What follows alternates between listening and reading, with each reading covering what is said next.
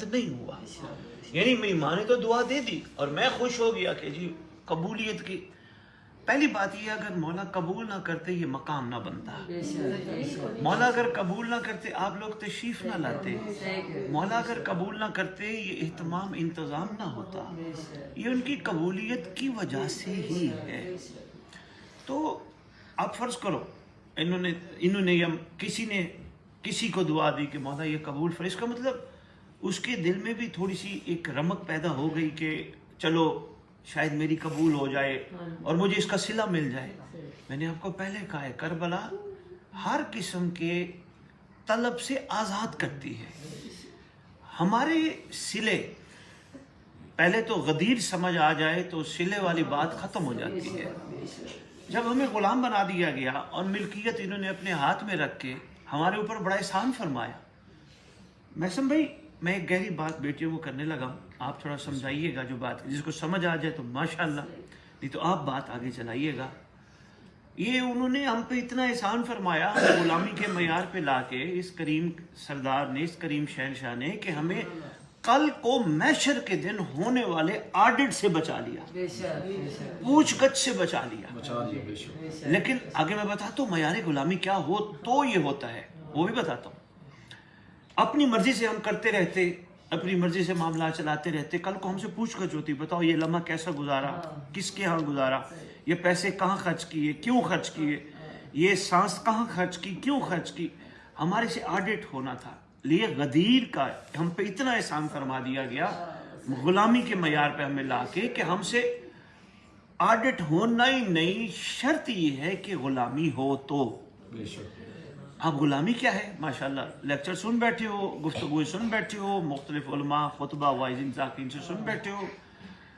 غلامی کی کم از کم تعریف جو ممبر پہ میں گزارش کرتا رہتا ہوں وہ یہ ہے اپنی مرضیاں نہ ہوں, مالک کی مرضی پہ چلا جائے.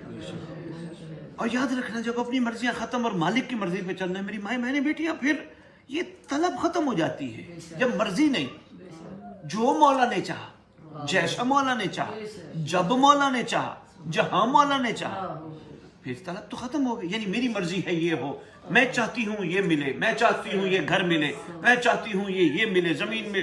میں کون ہوں؟ میری کوئی اوقات نہیں. اس میں کو ختم کرنے کے لیے پاک رسالت پناہ صلی اللہ علیہ وآلہ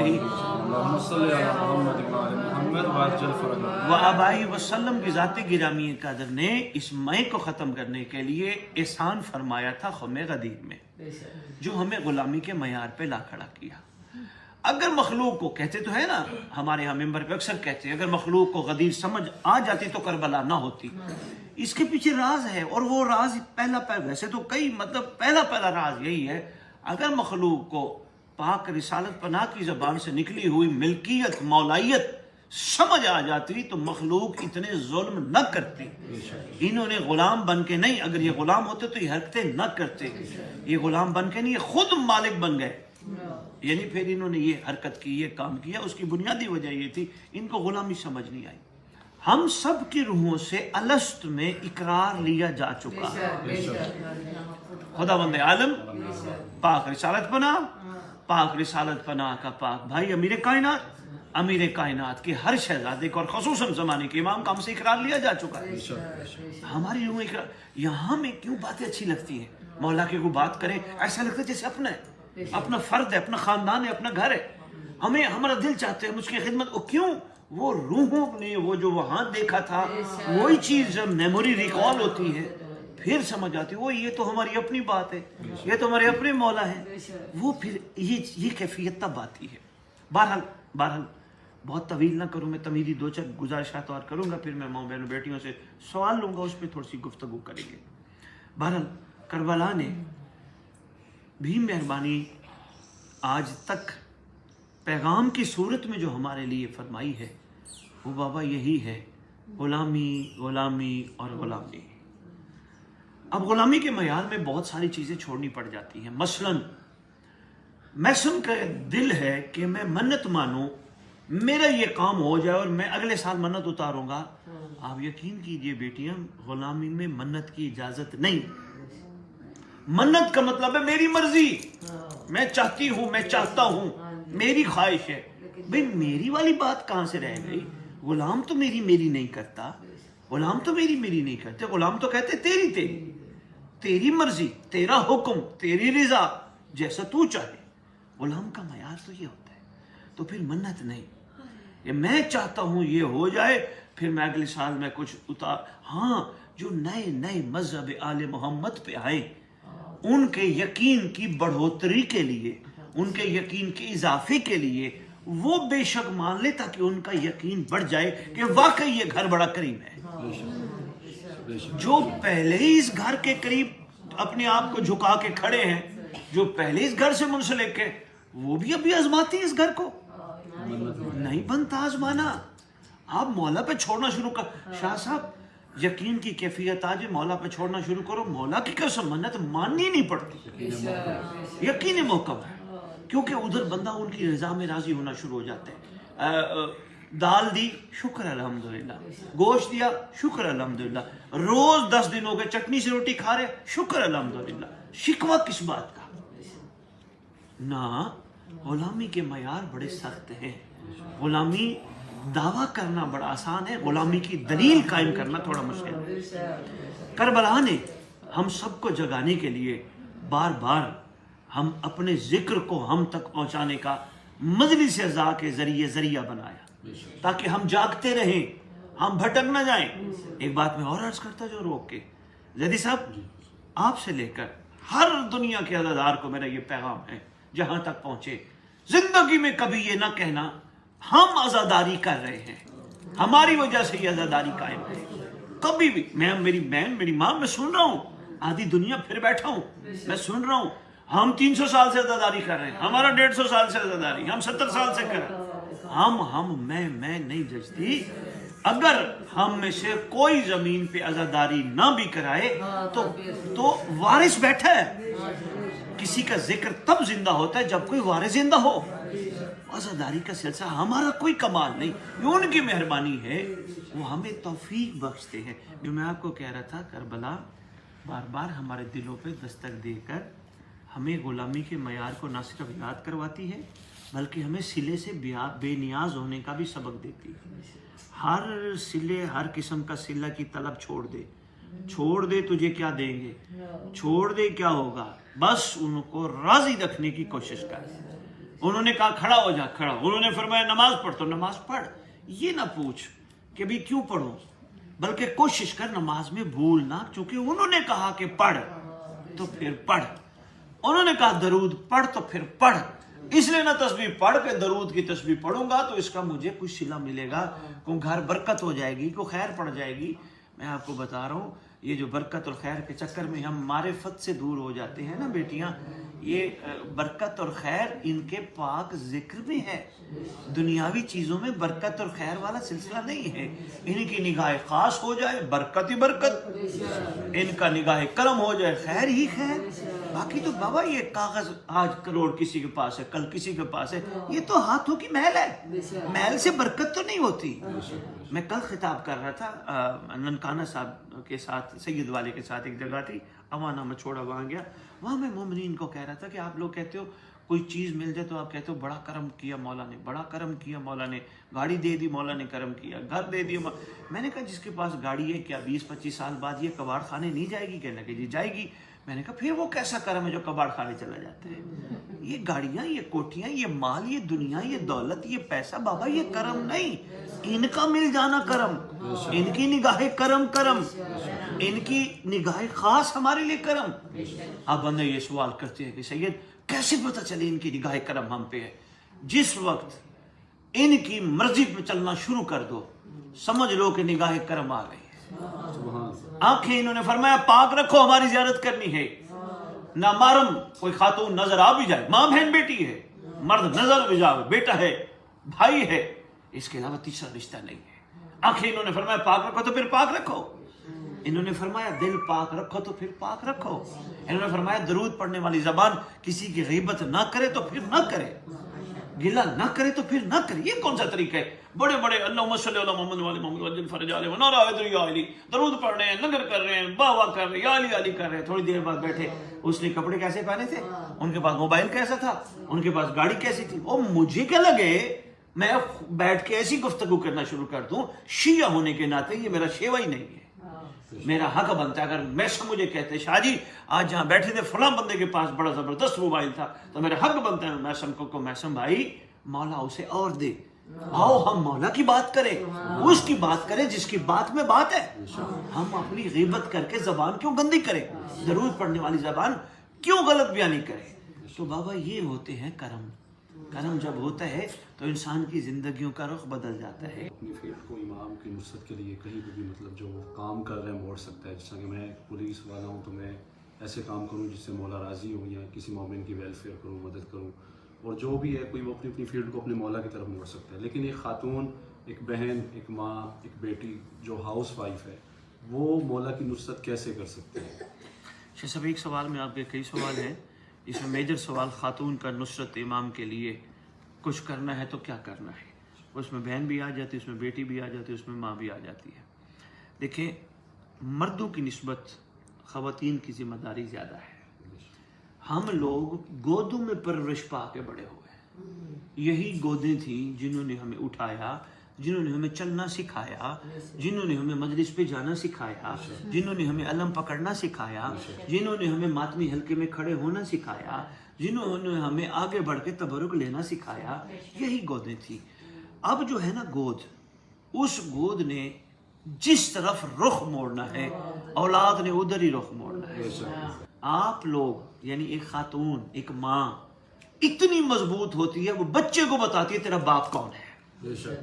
بچے کو پتہ ہی نہیں ہوتا میرا باپ کون ہے. جا پیو کول اے تیرا پیو ہے، وہ اس کو تب پتہ چلتا ہے یہ میرا باپ ہے. بچی کو پتہ چلتا ہے یہ میرا باپ ہے. یعنی ماں کا اتنا کردار ہے، جس طرف رخ موڑنا چاہے ماں رخ موڑ سکتی ہے. یہ ماں کے اوپر ہے. اچھا اب کرنا کیسے، رخ موڑنا کیسے ہے؟ تو ایک ماں کو چاہیے سب سے پہلے اپنی اولاد کو آتے ہی دنیا میں کان میں پیغام دے دے، تو میرا نہیں، تو میری نہیں، تو میرے مولا کی امانت ہے. میرا ہوتا، میری ہوتی، میں پیچھے سے لاتی، میں پیچھے سے لائی ہوں محبت آل محمد، وہ میری ذاتی ہے، باقی تم میرے پاس امانت ہو. کس کی؟ اپنے امام کی. پہلے دن کہہ دیا. جس طرح اذان بار بار روزانہ مسجد سے بلند ہوتی ہے، بچوں کے کانوں میں یہ بات روزانہ بلند کرو، تم ہمارے نہیں ہو، تم مولا کی امانت ہو. تمہیں سرکار نے ہمارے پاس بھیجا ہے صرف ان کی خدمت میں تیار کر کے پیش کرنے کے لیے. اور یاد رکھنا ہم تمہیں کربلا سناتے ہیں، کربلا ایسے سنائیں گے کہ جو کربلا میں ہوا تھا، تاکہ تم بھی جس طرح کربلا والے وفادار تھے اپنے زمانے کے امام کے، تم نے بھی وفادار بن کے دکھانا ہے. دودھ پلانے لگی ماں، چھوٹے چھوٹے ہاتھ بچپن میں خود بلند کرے، پھر دودھ پلائے. اللہم قل ولیک الحجۃ، یعنی دعائے امام زمان اس کو بچپن سے گھٹی میں ملنی چاہیے. پھر رات کو سلا رہی ہے. ایک شیعہ ماں کو، ایک مومنہ ماں کو بالکل یہ ڈرا کے نہیں سلانا چاہیے اولاد کو. ہے کتا آ گیا، ہے بلا آ گیا، ہے فلاں. بچوں کو ڈرانا نہیں، ان کو غازی کا شیر بناؤ، ان کو غازی کا کمال وفادار بناؤ، غازی کا کمال تابعدار بناؤ. تو ان کو کیسے بناؤ کہ کتے بلے سے ڈرا کے تھوڑے بنیں گے. یہ تو بچپن میں ڈال جائیں گے دور سے. ابھی چھوٹے چھوٹے ہوں گے، تمہاری انگلیوں میں ہوں گے، تو کتا دیکھیں گے، او ماما کتا، اور تم نے ڈرا جو دیا، ان کا کیا قصور ہے؟ ورنہ جب بچپن میں آپ کہنا شروع کر دو گے بیٹا یہ تم کوئی چیز تمہارا کچھ نہیں بگاڑ سکتی، تمہارے اوپر مولا کی نگاہ ہے، تم تو ان کے نوکر ہو. تو کچھ یہ چیزیں لوری میں آہستہ آہستہ ان کو غازی عباس کی جنگ سناؤ، ان کو لوریوں میں ملاقات امام زمان کے واقعات سناؤ، ان کو لوریوں میں معجزات آل محمد کے واقعات سناؤ، ان کو لوریوں میں کربلا سے ہر منسلک کردار کی باتیں بتاؤ، ان کو میسم تمار سکھاؤ، ان کو سلمان بتاؤ، بچیوں کو فضا بتاؤ. یہ پہلی بنیادی تیاری ہے.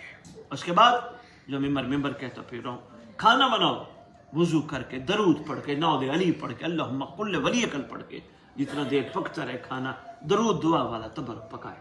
وہ اس وجہ سے انشاءاللہ ضرور اندر جا کے اثر کرے گا، کیونکہ اگر گولی اثر کر سکتی ہے تو درود والا تبرک اثر کیوں نہیں کر سکتا؟ ضرور اثر کرے گا. 2 باتیں ہوگی.